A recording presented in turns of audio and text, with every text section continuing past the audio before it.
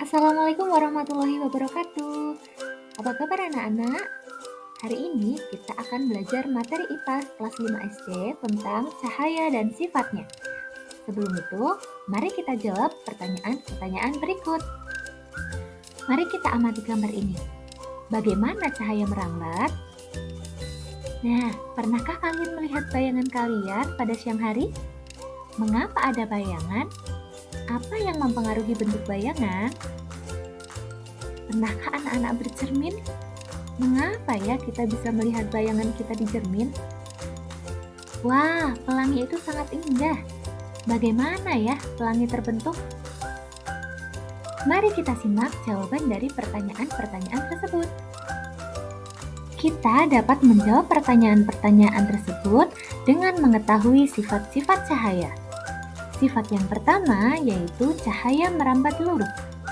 Dari sumbernya, cahaya merambat atau bergerak lurus.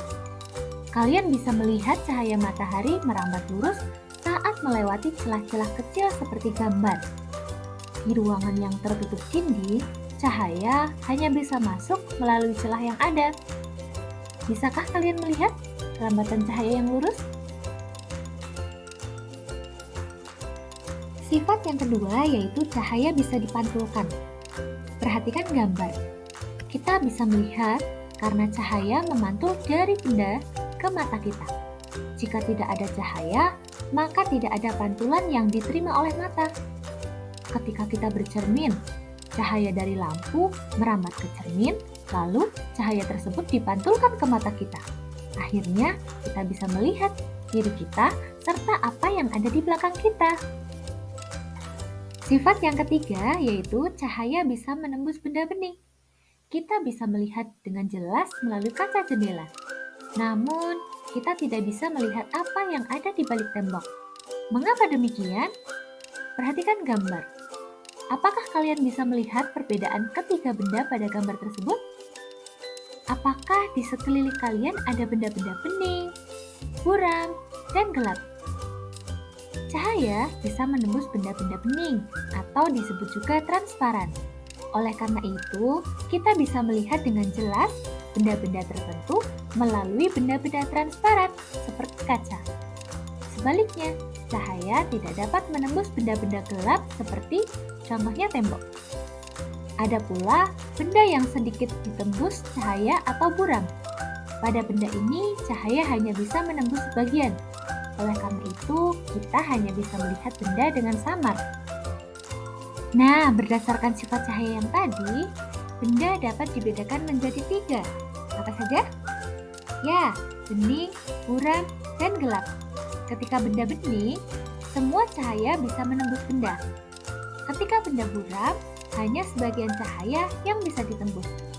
Ketika benda gelap, sama sekali tidak bisa ditembus cahaya. Sifat cahaya yang keempat yaitu cahaya bisa dibiaskan. Selain bisa menembus benda bening, cahaya juga dapat dibiaskan atau dibelokkan. Ketika menembus media yang berbeda, misal dari udara menembus ke air, cahaya bisa dibiaskan atau dibelokkan.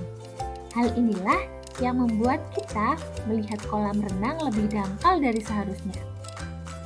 Nah, ketika kalian mengamati ikan dalam kolam, posisi ikan yang terlihat oleh mata bukanlah posisi aslinya. Hal ini terjadi karena cahaya dibiaskan ketika menembus ke air. Peristiwa ini juga yang menyebabkan sendok terlihat bengkok ketika sebagian sendok dicelupkan ke dalam air. Sifat cahaya yang kelima yaitu cahaya bisa diuraikan. Tahukah kalian bahwa cahaya putih merupakan gabungan dari berbagai macam warna? Cahaya matahari merupakan salah satu contoh cahaya putih. Cahaya ini bisa diuraikan menjadi warna pelangi menggunakan prisma transparan. Cahaya yang menembus prisma akan dibiaskan dan terurai menjadi warna-warna pelangi. Merah, jingga, hijau, kuning, biru, nila, dan ungu. Lalu, bagaimana pelangi terbentuk? Pelangi terjadi ketika hujan diiringi dengan sinar matahari.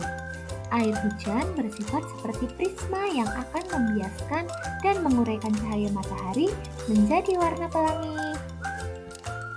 Sifat cahaya yang keenam yaitu ketika cahaya dihalangi akan terbentuk bayangan. Cahaya merambat lurus dan tidak dapat berbelok. Ketika cahaya mengenai suatu benda, maka cahaya yang terhalang benda akan membentuk bayangan, seperti pada gambar. Jadi, bagaimana anak-anak? Apakah kalian sudah dapat menemukan jawaban dari 4 pertanyaan di awal video ini?